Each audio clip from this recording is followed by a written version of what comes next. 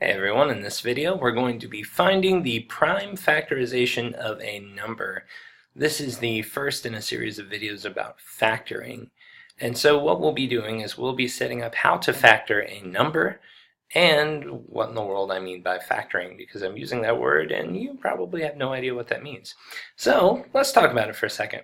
If I want to find the prime factorization of a number, here's kind of the way that's going to work. Think of your number as being a block of Legos that's been assembled into some larger piece. If I want to factor that larger piece, that means to break it down into smaller pieces. But if we think about a Lego set, I could break it down into, like this has about 3 layers or so on it. Maybe I could take the top layer off and leave the bottom 2 layers. There are still some Legos stuck together, but now this is broken into 2 pieces. That would be factorizing the number, or factoring the number. That depends on which side of the pond you're on. And if I want the prime factorization of a number, that means I'm going to take this block of Legos and I'm going to break it down into all the smallest pieces possible, like you see over here. So the reason these are on the screen is this is just a nice metaphor. If I start with this number and I'm finding the prime factorization, that means to take apart brick by brick and get them all laid out just like that. So let's look at this less with Legos and more with numbers. Factors are the numbers that you multiply together to get another number. So the 5 and the 3 in this case are factors. And notice I'm multiplying them together. That's always going to be the case for factors. And I have this number over here, which I call the product. And the product is factored to get all these smaller numbers that will multiply together to give that original product back. And these are called factors. So again, if we're looking at it this way, 5 times 3, those are like factors. They're like individual Legos. And when I put them together using multiplication, I get my product, the bigger set of Legos. So let's look at what this is like for some numbers. We're going to start with small ones that are easy to work with and work our way up to larger, nastier things. But let's start with 12. If we're going to factor 12, that just means we're going to find numbers that will multiply together to give us that product. So we want to start thinking of all the things that will multiply together to give us 12. And the first one that leaps to mind for me is 12 times 1. So 1 and 12 are factors of the product 12. But there's multiple ways to do this. 12 could also be 2 times 6. It could also be 3 times 4. All of those are legitimate ways to factor the number 12. It would be nice though if we had like one answer that was the right answer and not 3 potential correct answers. So we're going to be looking for a very special type of factoring called a prime factorization. Now the reason we want that is it's going to be unique. That way there'll only be one way to get the prime factorization of 12. And here's a nice way of thinking about that. Think about your Lego block. What I did right here is like taking it apart but leaving some of the Legos stuck together. We want to get all of them as small as possible. And to do that, we're going to need what are called prime numbers. So for prime numbers, the only factors of those numbers are 1 and itself. The only whole numbers that we can multiply together to get 2 are 1 and 2. There's nothing else. Same thing for 3. The only way I can multiply 2 whole numbers and get 3 is if those numbers are 1 and 3. Same thing for 5. And in fact, this list goes on and on. And one of the most studied things in mathematics is to try and find bigger and bigger primes. And it turns out there's probably an infinite number of them, and they keep going on forever and ever. And so it's always a joy in the mathematical world when a new extremely large prime is found. Anyway, we've got these prime numbers, and what I want you to do is memorize the first 8. Let me say that again. Memorize these first 8 prime numbers. My recommendation is that you have these down in your notes beside you while you initially start practicing this stuff, and you very, very quickly work to memorize these and get to where you have this list in your head without having the notes there. So the first 8 prime numbers, 2, 3, 5, 7, 11, 13, 17, and 19. Notice that with the exception of 2, they are all odd. And notice that there are a couple odd numbers missing, 9 and 15 in particular. 9 can be written as 3 times 3. 15 can be written as 3 times 5. So neither one of those are prime. But you need to know these first 8. You also need to know that the number 1 is not considered prime. It's sort of outside this definition. And so we don't technically consider it a prime number. So when we do a prime factorization, we don't include the number 1, even though we could every time. So here we go, prime factorization. Breaking a number down into all of its smallest parts, you get the prime factorization. You end up with a list of prime numbers that are multiplied together. So all your factors have to be prime, and when multiplied together, the product is the original number. So check this out, 12 being 2 times 2 times 3. 2 is prime, 2 is prime, 3 is prime. So this is a list of prime numbers, and when I multiply them together, 2 times 2 is 4, 4 times 3 is 12.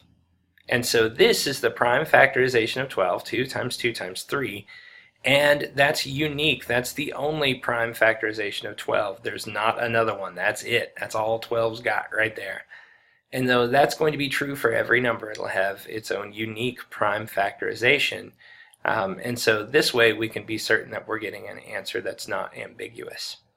Look at 30. 2 times 3 times 5. If we do 2 times 3, that's 6. 6 times 5 is 30. 2, 3, and 5 are all primes. So our goal, our target here, is for me to give you this number and you to come up with this list of prime numbers that we can multiply together to give me that number back. So in this list, the number 1 is never included. It's not prime. Why would we include it in a list of prime factors? Every single one of the factors has to be a prime number. Again, they're prime factors. All the numbers in there have to be prime numbers. And the only exception, the only thing we'll ever include that's not a prime number is the number -1. So if your product is negative, that is, in this case, if the 12 were negative or the 30 were negative, go ahead and include -1 as a factor. It is not prime, but it will come in very handy for what we're doing. And so it's nice to throw that in as a factor. So again, I cannot stress enough how useful that will be to you later in this module.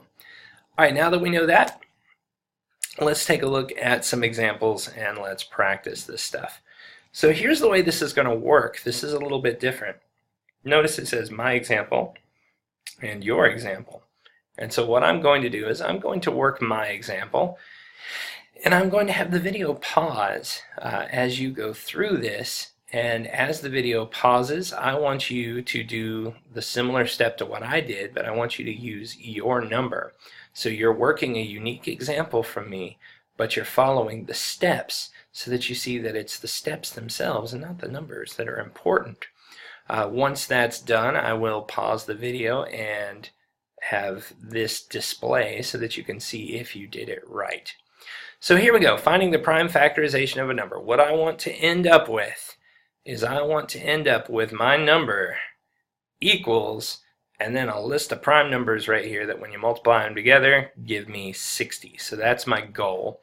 Go ahead and add that to your half of this problem. Then what we're going to do is we're going to take 60 and we're going to start dividing it. And you might remember from elementary school doing division that looked like this, where you would write this bar over here and then you do division and your answer goes up there.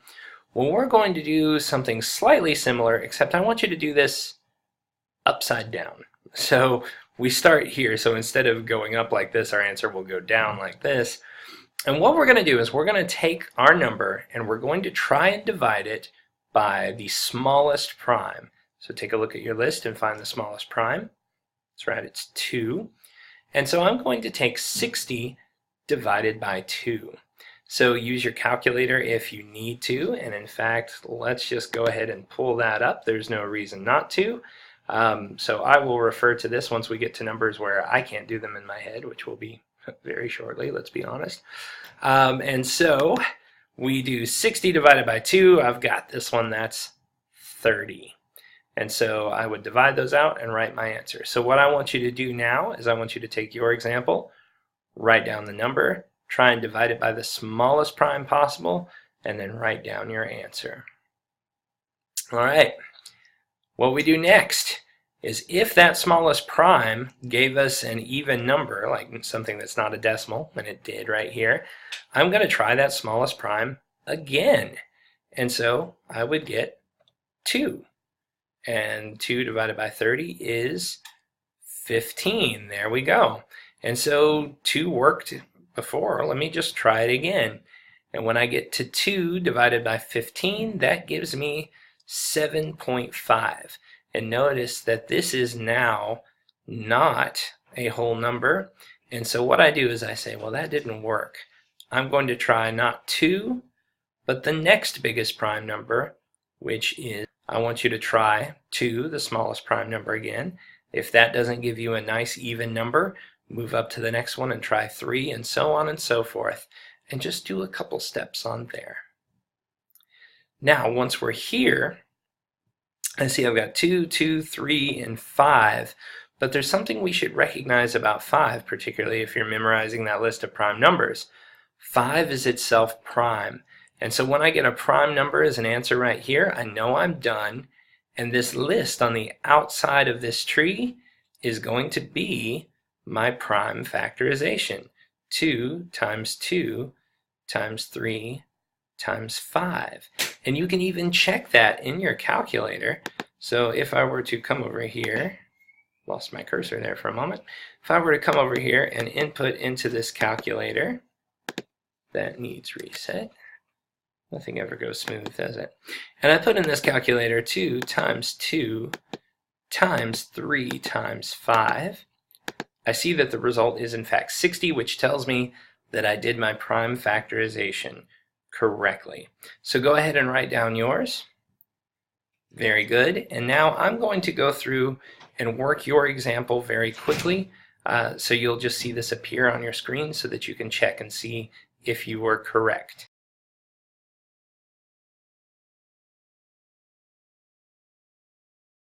And now you can check and see if you've done that correctly, and hopefully you have. If not, feel free to stop where you are and ask an instructor to help you figure out what happened. Just as before, you can check in your calculator to see that 2 times 3 times 3 times 5 is indeed equal to 90. Let's try something a little bit more gnarly. Look at this guy right here. Whew, 693. That's ugly. So we start, same place we started before. Write it down, try the smallest prime you can, and see if it works. You hopefully already know from just some math fluency that you've picked up that since this is an odd number, dividing by 2 is not going to work. And so what I have to do then is try not dividing by 2, but rather dividing by 3. And I see that that does work. So I'm going to come up here and I'm going to say not 2, but 3 will give me 231. All right, pause and go ahead and get the first couple for yours. Do maybe 2 or 3. All right, now we're back over here. 231. 3 worked for me last time, so I'm going to try 3 again. Because remember, we want to keep using it till it doesn't work anymore. So there we go. I've got another 3. And that leaves me with 77. So I'm going to keep trying 3 until it doesn't work. Now my math teacher powers tell me that something is going to go awry here, and indeed it does. 77 divided by 3 is not an even number, so I'm going to try the next biggest prime, which is 5. And that doesn't work either.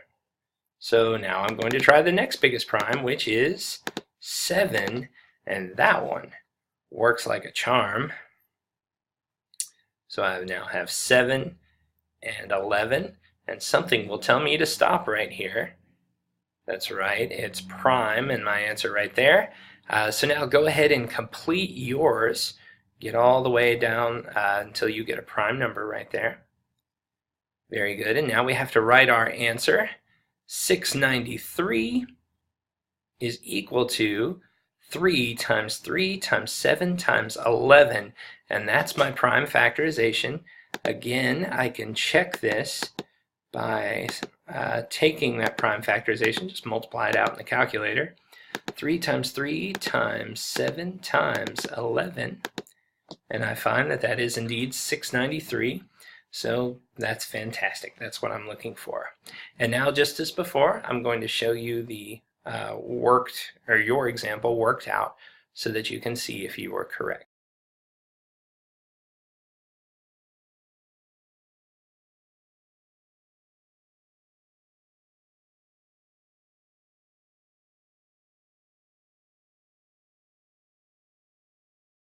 And you can type that into a calculator and verify that it is correct and see that we got it. All right, one final example. We're going to look at now one that is negative. So here's what we're going to do. We're going to start just as before, but when you have a negative number, the very first thing I want you to divide by is -1. We're going to list that as a factor, and if you take negative whatever your number is and divide by -1, we're going to end up with positive whatever that number was. So go ahead and do that for your example. And then we're going to go through and we're going to find our prime factorization just like we've always done. Start with the smallest prime. So we would have 2 in that case, and that's going to give me 420. That's an even number, so I know 2 is going to work again, and that will give me 210. And I'm going to pause here, let you get started on yours. Very good. 210 is again another even number, so I know that will work. That gets me down to 105, and that one's not going to be an even number, so I'm going to know that 2 doesn't work and go ahead and try 3, which, if I'm not mistaken, will work quite nicely. And indeed it does. That's 35. 35 is not going to work when dividing by 3. That's going to give me a decimal. So I try 5 instead, and I know that 35 divided by 5 is 7. So go ahead and complete your chart. Very good. And now when we go to list out the factors, -840 is equal to, and notice the first thing in my list is a -1. Times 2 times 2 times 2 times 3 times 5 times 7. My word, what a list of factors. But if I multiply them all together, it's going to be equal to -840. Go ahead and write out your list of factors. And did you notice anywhere where you had to be very persistent? Turns out there was a big gap in the numbers that you needed there. So let me go ahead and get your example up here so that you can see it.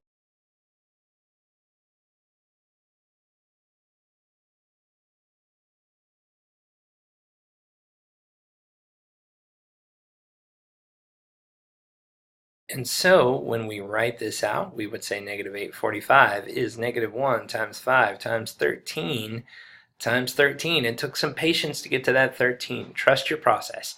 You will eventually get there. And that, ladies and gentlemen, is how you find the prime factorization of a number. Practice hard, memorize those list of primes. Good luck, my friends.